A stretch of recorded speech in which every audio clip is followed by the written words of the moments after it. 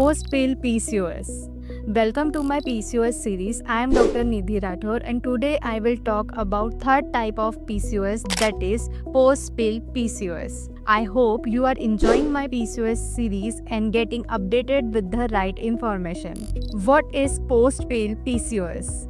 Now let me explain what is post-pill PCOS. Post pill PCOS एक ऐसी condition है जो फीमेल्स में हार्मोनल पिल्स छोड़ने के बाद डेवलप होती है। बर्थ कंट्रोल पिल्स एक आर्टिफिशियल हार्मोन सप्लाई करती है जो आपकी ओवरीज को रेस्ट पे डाल देती है, और जब आप पिल्स बंद करते हैं तो बॉडी को अपने नेचुरल हार्मोन्स को बैलेंस करने में टाइम लगता है। कई बार ये ट्रांजिशन बहुत स्मूथ होता है, लेकिन कुछ वुमेन्स में हार्मोनल इम्बैलेंस क्रिएट हो जाता है और उन वुमेन्स में क्लासिकल पीसीओएस के सिम्टम्स देखने को मिलते हैं। इसे हम कहते हैं पोस्ट पिल पीसीओएस, जिसमें ओवरी स्लो रिस्पॉन्ड करती है और पीरियड्स इरेगुलर हो जाते हैं। क्या पोस्ट पिल पीसीओएस और ट्रू पीसीओएस में कोई डिफरेंस है? चलिए समझते हैं।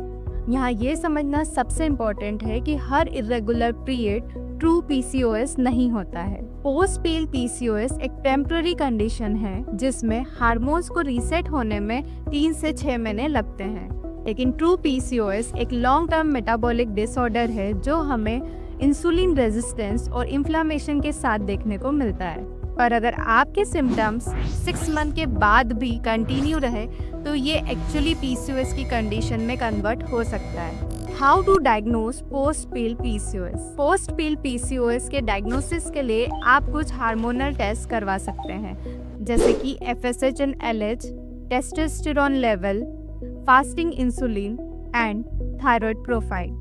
ये टेस्ट हमें ये समझने में हेल्प करते हैं कि बॉडी नेचुरली रिकवर हो रही है या इम्बैलेंस क्रिएट हो चुका है।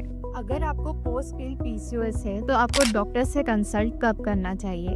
अगर पिल्स बंद करने के बाद 3 महीने से पीरियड्स नहीं आए हैं, एक्सेसिव हेयर फॉल हो रहा हो, एक्ने डेवलप हो रहे हो, या आप प्रेगनेंसी प्लान कर रहे हो। मैं आपके साथ एक रियल एग्जांपल शेयर करना चाहूँगी। मेरे पास एक पेशेंट आई थी जिन्होंने रिपीटेडली इमरजेंसी पिल्स ली थी, जिसकी वजह से उन्हें पीसीओएस डेवलप हो गया था।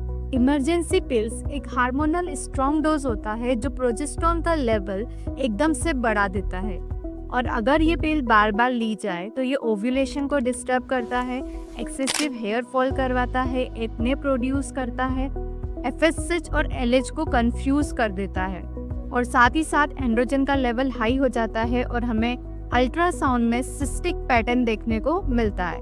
और एग्जैक्टली यही उनके साथ हुआ था। पिल्स बंद करने के बाद 2-3 महीने उनके पीरियड्स नहीं आए और उन्हें एक्सेसिव वेट गेन हुआ, और जब अल्ट्रासाउंड हुई तो उसमें पीसीओएस डायग्नोज हुआ।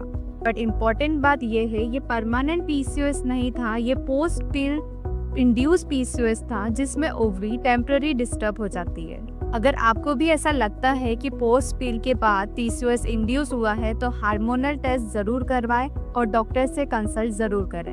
अगर आपको भी कोई प्रॉब्लम है तो आप कमेंट सेक्शन में मुझसे पूछ सकते हैं या डायरेक्टली मुझसे कंसल्ट कर सकते हैं।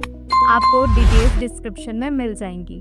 अगर आपको ये वीडियो इंफॉर्मेटिव लगा हो तो मेरे चैनल को फॉलो और सब्सक्राइब जरूर करें। Until then stay